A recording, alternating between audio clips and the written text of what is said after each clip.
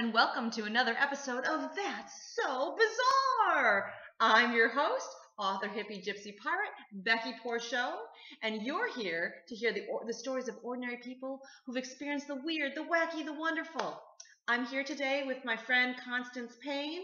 She is telling me some great stories. She has had some really weird, freaky ghost stories and some really cool out-of-body experiences. And now for our final segment, she's going to tell me a little bit about one of the psychics that you met. Okay. Her and her husband called in a bunch of psychics because they were having hauntings all the time and they couldn't get rid of these ghosts. So they've tried a bunch of different people. Some of them worked. One of them finally worked. But the last one worked. This is a story about one of them. Okay, so go take it away. Well, we were visiting Tim's family up in Connecticut, and his sister says there's this wonderful woman that I use, all the time. I'd like to introduce you to her. So, okay, because we're willing to try anything, right? And we go over there. She was a nice, older woman and everything. We start telling her, some of our stories, and you could see, she's just it looked by the look in her eyes, it looked like one of the most severe cases that she had, seen or heard of. And she tells us that it's a little boy named Alex playing tricks on us, and that this little boy's spirit became attached to my husband because, I really liked him because he's such a nice guy. And that this little boy is here with them. He followed us here. Right. She can't see him right now, but she knows he's with us. Right. And she tells us she had some ammonia randomly sitting next to her little couch there.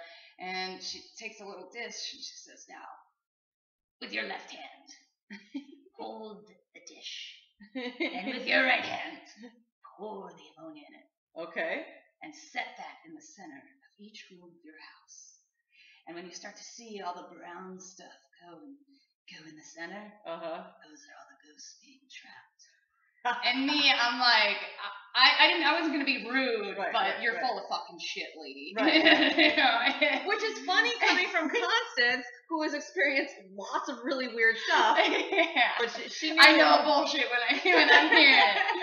And so she takes this dish, and then she goes, she's like, "Alex, he's here now." And then she goes, huffs ammonia. Holy crap. I mean, like a deep, that was not the first time that she had done that. She huffs this ammonia and then goes, "He's sitting on my chest." And then she says some other weird thing, and I'm like, did you just do that? Did you really put out this show for us? And I'm just thinking about the freaky sister that he's got. What? You brought us here? Am I about to be sacrificed? I don't even know. And then she, after that whole episode that she had, I don't know what to call it really, then she hands me an eagle feather and a bundle of sage as a gift. And if it was an actual eagle feather and it was something made from an Indian tribe and something like that would be something that I would appreciate and value. Right. But I know a synthetic ostrich feather when I see one, sweetheart. Don't try to tell me dipped in paint. Yeah,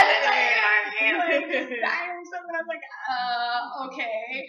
And that was our experience with that woman. That was the craziest psychic experience. Wow. And after we left and we sat in the car, it took a minute, and I turned around to his sister and I was like,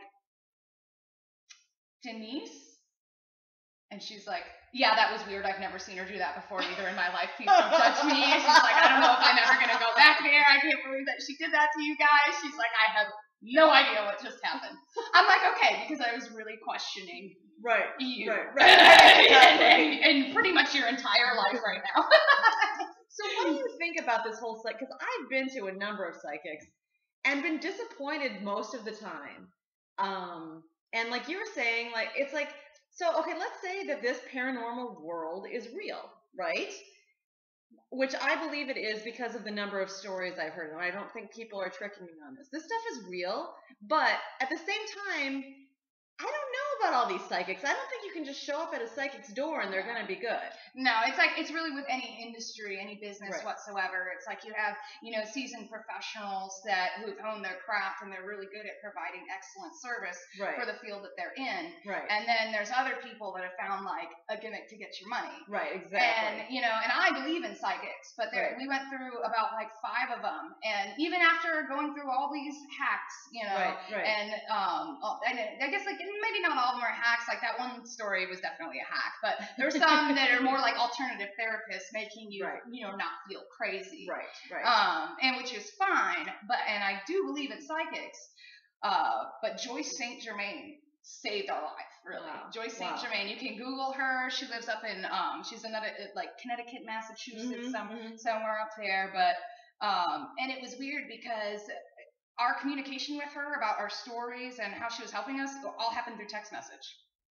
Like, surely you have to be in person, surely you have to get your vibe, your energy of your voice. Exactly. I've always felt very skeptical over the phone call psychics and stuff like that. Miss Cleo, Right.